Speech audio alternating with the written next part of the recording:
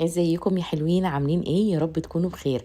اهلا بيكم في قناتي التانية عالم دعاء عسقلاني.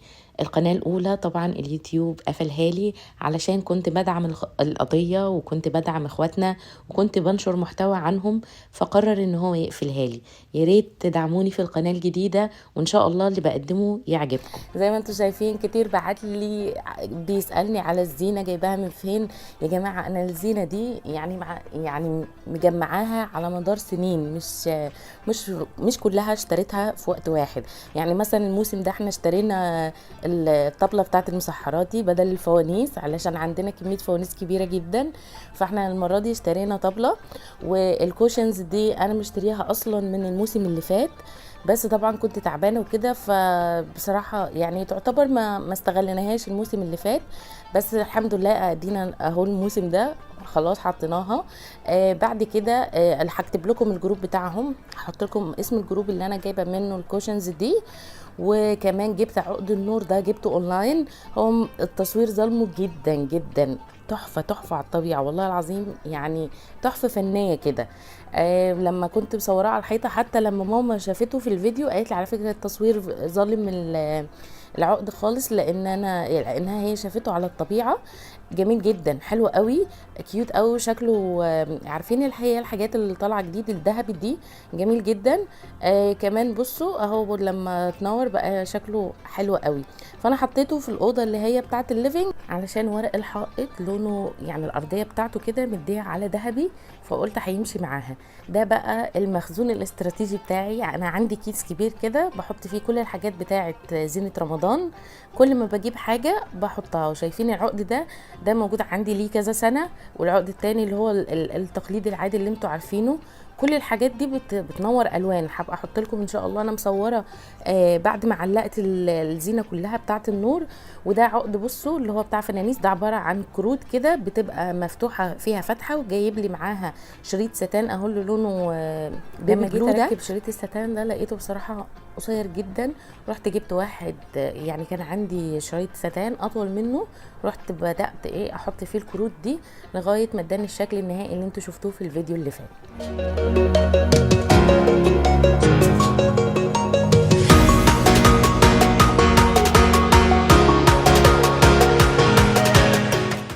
يلا بينا بقى نقوم نتنشط. انا مش عارفه مين زيي، انا لما ببقى صايمه رمضان أنا ببقى نشيطه. اول ما بفطر بتحول لبطه بلدي، مش عارفه ايه الحكايه. اول حاجه عملتها في اليوم اللي قبل رمضان جبت فول، جبت نص كيلو فول ونقعته يوم كامل. بعد كده رحت اخدت الفول ده وحطيته في حله الضغط، وبعد كده حطيت عليه معلقتين كبار رز ومعلقتين كبار عدس، وبصله قطعتها 4 كده، وطماطمايه، وحطيت عصره ليمون، وكمان حطيت نص معلقه كربوناتو اللي هي او كربونات الصوديوم.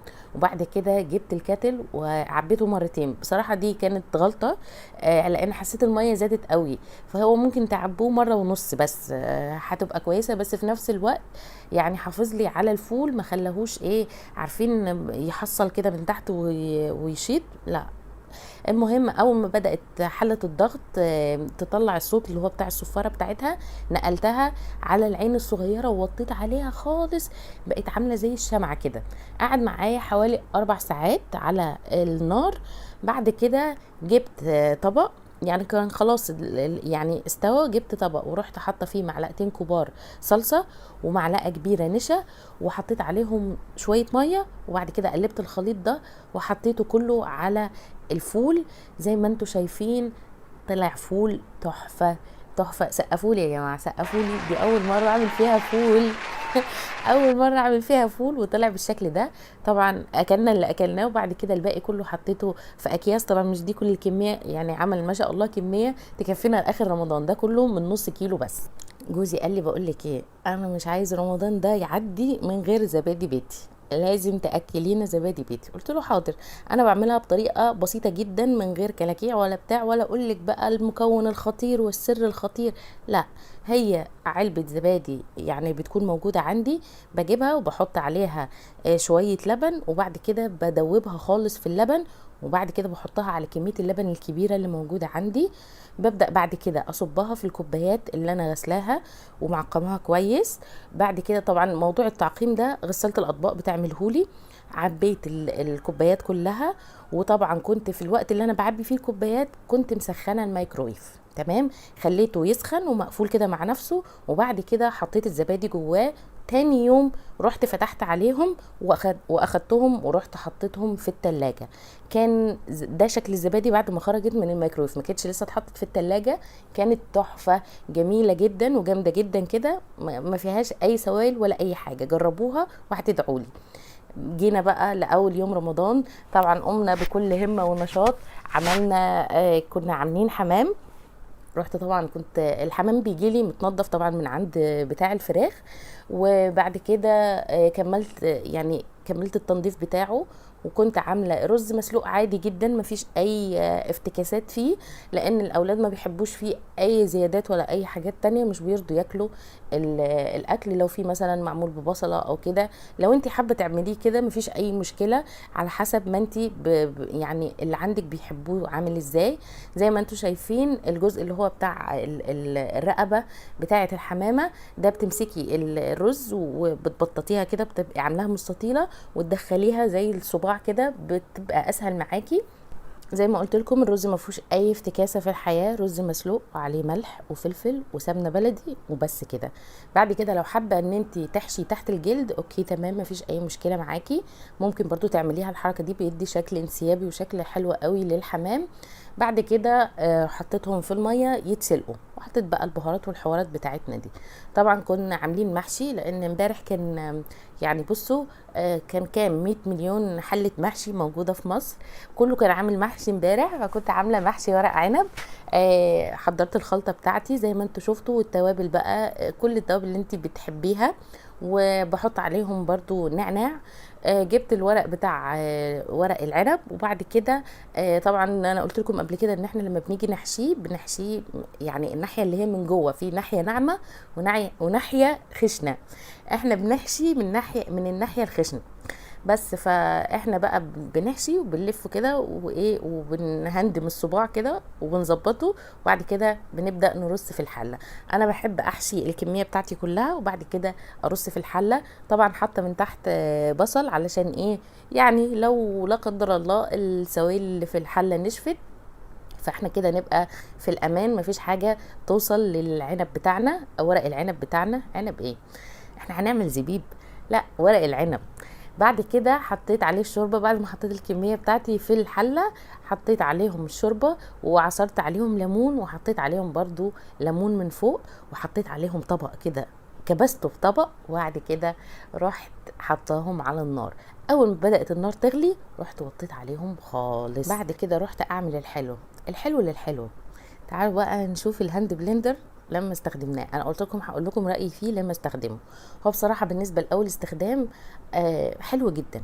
فرم لي كده الكنافه وفرمها لي جامد. انا عندي كبه تانية، بس الكبه التانية كنت لسه عامله فيها يعني بصل وطماطم وحاجات من دي، فعارفين ريحتها برضو مش قد كده. فقلت خلاص هخلي واحده للحاجات اللي هي يعني المخبوزات وكده، لو في كنافه، لو في بقسماط، لو في الحاجات دي، هخلي الكبه بتاعه الهاند بلندر للحاجات دي، والكبه التانية هستخدم فيها يعني زي ما انتوا عارفين البصل والطماطم والثوم والحاجات اللي هي فيها روايح نفاذه. دي كميه الكنافه اللي انا استخدمتها حوالي نص كيلو. جبت كمان نص كيلو لبن، وحطيت عليهم 3 معالق نشا كبار، وقعدت اقلبهم على البارد. بعد كده اخدتهم على النار وقعدت اقلب فيهم لغايه ما القوام بتاعهم بقى ايه، متجانس كده، عارفين. بس انا كنت عاملاها سايله حبتين يعني عن القوام اللي هي مفروض تبقى فيه. بعد كده سبتها تبرد على جنب، بس قبل ما تبرد حطيت لها معلقه قشطه كبيره جدا. كانت انا عندي القشطه اللي هي بتاعه اللبن، حطها في الفريزر، لما بكون عايزاها بخرجها باخد منها، وبعد كده برجعها تاني. بعد كده زي ما انتوا شايفين ادي القوام بتاعي. سبتها لغايه ما تبرد. في الوقت اللي هي بتبرد فيه رحت جبت الكنافه بتاعتي وظبطتها في الصينيه. بس قبل ما اظبطها رحت حطيتها في بوله كبيره وحطيت عليها كوبايه سمنه بلدي، وبعد كده قلبتها كويس جدا، وبعد كده حطيت عليها نص كوبايه سكر بودر وقلبتهم كويس جدا جدا جدا مع بعض. بعد كده على فكرة كنت بضيف السمنة بالتدريج، يعني انا ضفت جزء هنا، وبعد كده لما حسيت انها لسه عايزة تاني ضفت كمان لغاية ما بقى الشكل، عارفين زي ما يكون الكنافة مندية كده. بجد ربنا ما يحرمش اي حد من بيته ولا من اولاده ولا من فرحة ان هو يقف ويعمل لهم اكل بايديه. انا الحاجات دي كنت محرومة منها جدا يعني رمضان اللي فات. فانا بحمد ربنا يبارك لكم في صحتكم وما يخليكمش تحتاجوا لحد ابدا ابدا ابدا. وكل رمضان يا رب وانتم طيبين وبخير، وتكونوا دايما في صحة وسعادة وراحة بال.